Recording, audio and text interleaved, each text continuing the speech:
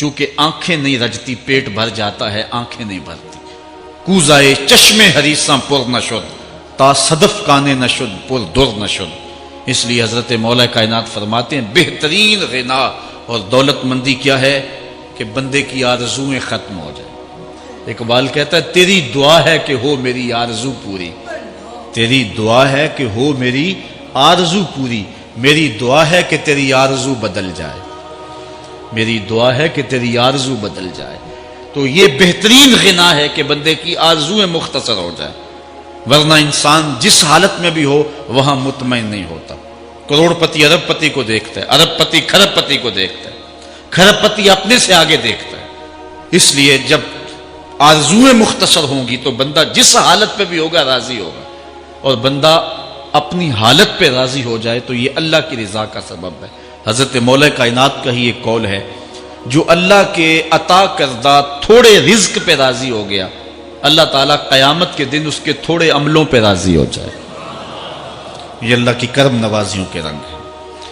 حضرت مولا کائنات کی ایک اور حکمت آمیز بات سنیں، فرما رہے ہیں سیئات تسوء کا خیر عند اللہ من حسنۃ توجب کا، وہ برائی جو تجھ کو پریشان کر دے، دکھی کر دے، اذیت میں مبتلا کر دے، وہ گناہ جو تیرے ضمیر پہ بوجھ بن جائے، تو اپنے آپ کو حقیر سمجھنے لگ جائے، چھوٹا سمجھنے لگ جائے، گناہگار سمجھنے لگ جائے، جس برائی سے تجھے دکھ پہنچے وہ اس نیکی سے بہت اچھا ہے وہ تیرا برائی کرنا جو تجھے تکبر میں مبتلا کر دے۔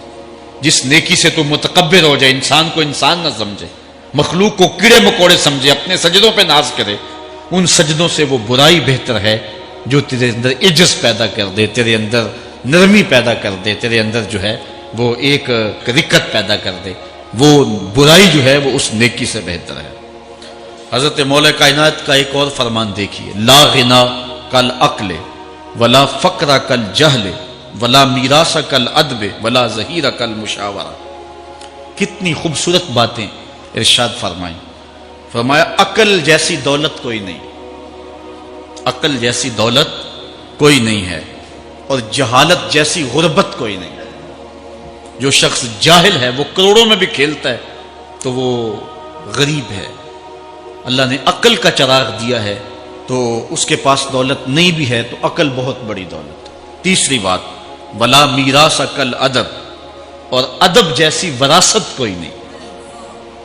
ایک بندے کو ادب کی دولت مل گئی تو اس کو سب کچھ مل گیا۔ آج جس دور میں ہم جی رہے ہیں اس دور میں ہم سے ادب چھینا جا رہا ہے، بڑی باریک سازشیں ہو رہی ہیں، آنکھوں سے حیا نکالا جا رہا ہے۔ بوڑھوں کا، بزرگوں کا، یہ ماہ رمضان کا کتنا حیا ہوا کرتا تھا۔ اگر کوئی بدقسمتی سے روزہ نہیں رکھتا تھا تو وہ سامنے کبھی کھاتا ہی نہیں تھا، اسے رمضان کا حیا مارتا تھا۔ لیکن آج لوگ کھلے بندوں نہیں کھا رہے، حیا ہی اڑ گیا آنکھوں سے۔ اس طرح اہل بیت کا حیا آنکھوں سے نکل گیا، اصحاب رسول کا حیا آنکھوں سے نکل گیا، نبی کا حیا لوگوں کی آنکھوں میں نہیں رہا۔ بے ادبی کو فروغ ہے، اور نبی کے بارے میں ایسی ڈٹائی سے بات کرتے ہیں جس طرح عام آدمی ہو گئے۔ یہ بے حیائی کا اور بے ادبی کا دور ہے، جبکہ ادب ایک بہترین وراثت ہے۔ اگر آپ مجھے پوچھیں کہ دین کیا ہے، ایک تو ہے کہ 3 گھنٹے کا واز کیا جائے کہ دین یہ ہے، اور ایک ہے کہ 2 لفظوں کے اندر بتایا جائے دین کیا ہے۔ تو اگر 2 لفظوں میں بتانا چاہوں تو اقبال کا لہجہ ادار لینا پڑے گا۔ اقبال کہتا ہے دین سراپا سوختن اندر طلب، انتہائش عشق آغازش ادب۔ طلب محبوب میں تڑپنے کا نام دین ہے، ادب سے شروع ہوتا ہے عشق پہ ختم ہو جاتا ہے۔ جس دین میں ادب نہیں ہے وہ دین نہیں، چاہے صحابہ کا ادب نہیں، چاہے اہل بیت کا ادب نہیں، چاہے انبیاء کی ذوات کا ادب نہیں، چاہے والدین کا ادب نہیں، دین نام ہی ادب کا ہے۔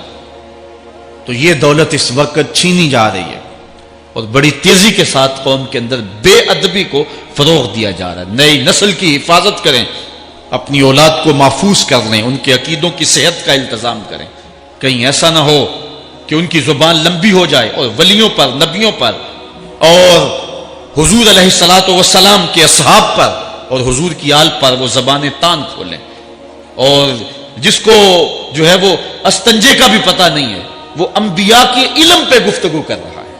شرم نہیں آتی کس کا علم تول رہے ہو، کس کی ذات کو ناپ رہے ہو، ڈٹھے ورق قرآن دے پھول سارے، تیری شان جیا نہیں کوئی ہور ڈٹھا، تیری شان دا کرے مقابلہ جیڑا انہوں عاشقاں اصلی چور ڈٹھا۔ کوئی نور آکھے کوئی بشر آکھے، پیندہ رات دینے ایہو شور ڈٹھا، اللہ والیاں گل مکا دیتی تساں ہور ڈٹھا اساں ہور ڈٹھا۔ تم نے پتہ نہیں کس کو دیکھا ہے جو سکی بیٹی کو بھی نہیں بخشوا سکتا، گلا پھاڑ پھاڑ کے کہا جاتا ہے نبی سکی بیٹی کو نہیں بخشوا سکتا۔ اور میاں تم بخشوانے کی بات کرتے ہو، نبی تو کہہ رہا ہے فاطمہ تو جنتی عورتوں کی سردار، وہ تو جنتیں بانٹ رہے ہیں، وہ تو جنتیں وراثت میں دے رہے ہیں۔ تو ادب پہلا کرینہ ہے محبت کے کرینوں میں، اس لیے کہا کہ ادب جیسی میراث کوئی نہیں، ولا ظہیرہ کل مشاورہ، اور مشورے جیسا مددگار کوئی نہیں۔ آپ کے پاس بڑے اسلحے ہیں، بڑی تلواریں ہیں، بڑے تعلقات ہیں لوگوں کے ساتھ، لیکن اچھا مشورہ یہ سب سے اچھا مددگار ہے آپ کا۔ حضرت مولا کائنات کا ایک اور قول سنیے، نفس المرء خطاہ الی اجلہ، آپ فرماتے ہیں کہ آدمی کی یہ جو سانسیں نکل رہی ہیں یہ موت کی طرف اٹھتے ہوئے قدم ہے۔ دوسری سانس تب آتی ہے جب پہلی ختم ہو جاتی، تو پہلی سانس کی موت، دوسری سانس کی زندگی ہے۔ وہ کیا کسی نے کہا زندگی نام ہے مر مر کے جیے جانے کا، یہ ایک بار ہم ایک سانس کو کاٹتے ہیں تو دوسری سانس آتی ہے، جب تک پہلی سانس موجود ہے دوسری نہیں آئے گی۔ تو حضرت مولا کائنات فرماتے ہیں یہ موت کی طرف اٹھتے ہوئے قدم ہے۔ آپ رکے ہوں اشارے پہ تو ہمارے یہ پنڈی بائی پاس پہ جو اشارے لگے ہیں یہ 125 سے بھی چلتے ہیں، 125 سے پیچھے آ رہے ہیں، 20 سے 25 سے 50 سے 100 سے 125 سے پیچھے آ رہے ہیں۔ حضرت مولا کائنات فرماتے ہیں جو چیز شمار کی جاتی ہو وہ بالآخر ختم ہو جاتی، تو گنتی جب الٹی چلتی ہے تو بہت جلد کام زیرو پہ آ جاتا ہے، اور زیرو پہ پہنچنا ہی موت ہے۔ تو زندگی کی یہ سانسیں یہ الٹی چل رہی ہیں، اور میں اور آپ لمحہ لمحہ موت کے قریب ہو رہے ہیں۔ ہم جو ہے وہ اپنی زندگی کی سالگرہ منا رہے ہیں، ہم کہتے ہیں کہ ہم اتنے بڑے ہو گئے، میاں بڑے نہیں ہوئے، چھوٹے ہو گئے، موت بالکل قریب آ گئی ہے۔ اللہ اکبر۔ حضرت مولا کائنات معیشت کے اصول بھی بیان کر رہے ہیں، ما اعلی من اقتصد، جو میانہ روی سے چلتا ہے کبھی بھی کنگال نہیں ہوتا۔ اب ہر شخص کی آرزو ہے کہ میری دولت بڑھ جائے، میرے پاس پیسے کافی ہوں، میں آسودہ زندگی گزاروں۔ اس کا طریقہ کیا ہے؟ جھوٹی قسمیں، چالاکی، 2 نمبر مال بیچنا، ٹیکس چوری کرنا، بجلی چوری کرنا، گیس چوری کرنا، کیا طریقہ ہے پیسے بچانے کا؟ مولا کائنات سے پوچھیں، مولا علی سے پوچھیں۔ مولا علی فرماتے استنزل الرزق بالصدقہ، صدقہ دیتے جاؤ رزق بڑھتا چلا جائے گا، جو کماتے جاؤ اس میں کچھ حصہ رکھ لو اللہ کی راہ میں، صدقہ دیتے جاؤ گے تمہارا رزق بڑھتا چلا جائے گا۔ اچھا حضرت مولا کائنات کا ایک اور قول دیکھیے اور اس کا حسن دیکھیے، من ظن بک خیرا فصدق ظنہ، جو تیرے بارے میں اچھا گمان کرے تو اس کے گمان کو سچائی کر دے۔ تو وہ نہیں ہے جو کوئی تیرے بارے میں گمان کر رہا ہے، لوگ تجھے اچھا سمجھتے ہیں، تو اچھا نہیں ہے، تو تو اچھا بن جا تاکہ لوگوں کا گمان ٹھیک ہو جائے۔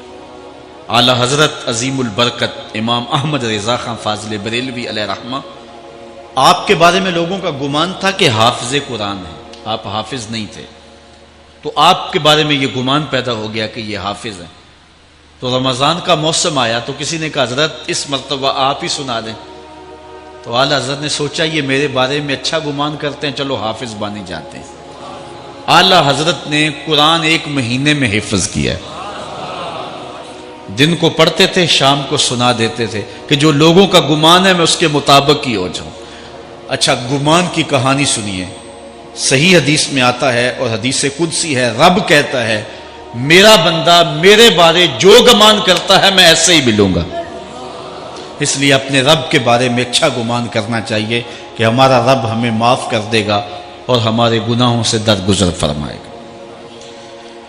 حضرت مولا کائنات کا ایک اور حکمت آمیز جملہ سماعت کیجئے، من عظم صغار المصائب ابتلاہ اللہ بکبارہا، چھوٹی سی مصیبت آ جائے جو بندہ وابیلا شروع کر دے، مصیبت آ گئی، چھوٹی سی بیماری آئے تو شور کرے، چھوٹی سی مصیبت آئے تو شور کرے، اللہ اس کو پھر بڑی مصیبت میں مبتلا کر دیتا۔